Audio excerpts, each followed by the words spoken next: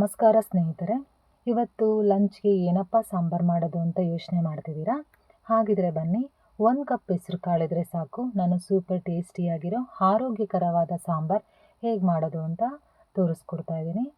ನಾನಿಲ್ಲಿ 1 ಕಪ್ ಆಗುವಷ್ಟು ಹೆಸರು ಕಾಳನ್ನು ತೊಗೊಂಡಿದ್ದೀನಿ.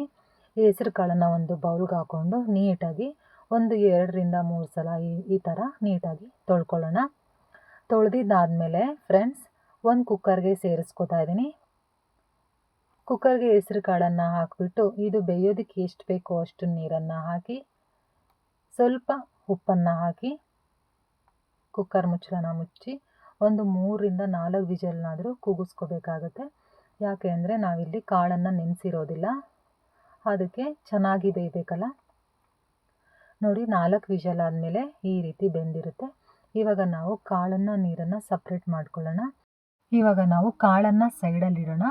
ಈ ನೀರನ್ನು ಒಲೆ ಮೇಲೆ ಇಟ್ಟು ಕುದಿಯೋದಕ್ಕಿಡೋಣ. ಇದಕ್ಕೆ ಒಂದು 2ರಿಂದ 3 ಟೊಮೆಟೊನ ಈ ರೀತಿ ಸಣ್ಣದಾಗಿ ಹೆಚ್ಚಿ ಕುದಿಯೋದಕ್ಕೆ ಬಿಡೋಣ.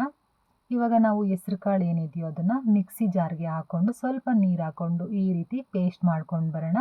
ಫ್ರೆಂಡ್ಸ್, ಇದು ಎಷ್ಟು ಸುಲಭನೋ ಅಷ್ಟು ರುಚಿಯಾಗಿರುತ್ತೆ ಸಾಂಬಾರು. ನೋಡಿ, ಈ ಕುದೀತಾ ಇರುವ ನೀರಿಗೆ ಹೆಸರು ಕಾಳು ಪೇಸ್ಟನ್ನು ಏನು ಮಾಡ್ಕೊಂಡಿರ್ತೀವೋ ಅದನ್ನೆಲ್ಲ ಸೇರಿಸ್ತಾ ಇದ್ದೀನಿ. ಸೇರಿಸ್ಬಿಟ್ಟು ಇದನ್ನು ಸ್ವಲ್ಪ ನೀಟಾಗಿ ಮಿಕ್ಸ್ ಮಾಡ್ಕೋಬೇಕು. ಚೆನ್ನಾಗಿ ಮಿಕ್ಸ್ ಮಾಡ್ಕೊಬೇಕು ಫ್ರೆಂಡ್ಸ್. ಹೆಸರು ಕಾಳು ನಮ್ಮ ದೇಹಕ್ಕೆ ತಂಪು ಕೊಡುತ್ತೆ. ಈ ಬಿಸಿಲಲ್ಲಿ ನಾವು ಈ ಥರ ತಂಪು ಕೊಡುವ ಆಹಾರನ ಸೇವನೆ ಮಾಡೋದ್ರಿಂದ ತುಂಬಾ ಒಳ್ಳೆಯದಾಗುತ್ತೆ. ನಮ್ಮ ದೇಹದ ಉಷ್ಣತೆಯೂ ಕೂಡ ಕಡಿಮೆ ಆಗುತ್ತೆ.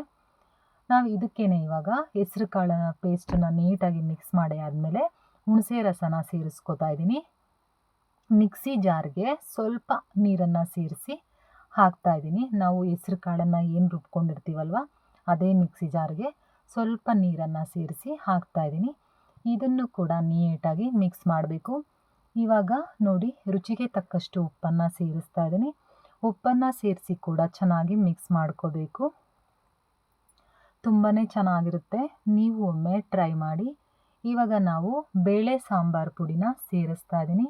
ನಿಮಗೆ ಖಾರಕ್ಕೆ ತಕ್ಕ ಹಾಗೆ ನೀವು ಸಾಂಬಾರು ಪುಡಿನ ಸೇರಿಸ್ಕೋಬೋದು ಅಥವಾ ರಸಮ್ ಪೌಡ್ರನ್ನಾದರೂ ಸೇರಿಸ್ಕೋಬೋದು. ರಸಮ್ ಪುಡಿಗಿನ್ನ ಮನೆ ಸಾಂಬಾರು ಪುಡಿನ ಸೇರಿಸ್ಕೊಂಡ್ರೆ ತುಂಬಾ ರುಚಿಯಾಗಿರುತ್ತೆ ಫ್ರೆಂಡ್ಸ್. ಇವಾಗ ಒಂದು ಸಿಂಪಲ್ ಆದ ಒಗ್ಗರಣೆ ಮಾಡ್ಕೊಳ್ಳೋಣ. ಎಣ್ಣೆ, ಸಾಸಿವೆ ಹಾಕಿದ್ದೀನಿ. ಸಾಸಿವೆ ಚಿಟಪಟ ಅಂತ ಸಿಡಿದ್ಮೇಲೆ ಒಂದು 7ರಿಂದ 8 ಎಸಳಷ್ಟು ಬೆಳ್ಳುಳ್ಳಿನ ಜಜ್ಜಿಕೊಂಡು ಹಾಕ್ತಾಯಿದ್ದೀನಿ. 1 ಎಸಳಷ್ಟು ಕರಿಬೇವನ್ನು ಹಾಕಿದೆ, ಸ್ವಲ್ಪ ಹಿಂಗನ್ನು ಸೇರಿಸಿದೆ. ಇದನ್ನೆಲ್ಲ ನೀಟಾಗಿ ಫ್ರೈ ಆದಮೇಲೆ ಕುದೀತಾ ಇರೋವಂತಹ ಸಾಂಬಾರಿಗೆ ಸೇರಿಸಿದ್ದೀನಿ. ನೋಡಿ ಫ್ರೆಂಡ್ಸ್, ತುಂಬಾ ಸುಲಭ ಸಾಂಬಾರು, ತುಂಬಾ ಟೇಸ್ಟಿಯಾಗಿರುತ್ತೆ.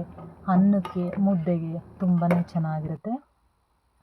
ನಿಮಗೆ ಈ ರೆಸಿಪಿ ಇಷ್ಟ ಆಗಿದೆ ಅಂತ ತಿಳ್ಕೊತೀನಿ.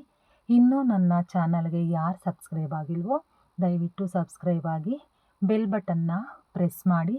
ನಾನು ಹಾಕೋ ವಿಡಿಯೋ ನಿಮಗೆ ಮೊದಲು ಬರುತ್ತೆ, ನೀವೇ ಮೊದಲು ನೋಡ್ಬೋದು, ನೀವು ರುಚಿಯಾಗಿ ಮಾಡ್ಕೋಬೋದು. ಮನೆಯವ್ರಿಗೆಲ್ಲ ಇಷ್ಟ ಆಗುತ್ತೆ. ನಿಮಗೆ ಈ ರೆಸಿಪಿ ಇಷ್ಟ ಆಗಿದೆ ಅಂತ ತಿಳ್ಕೊತೀನಿ.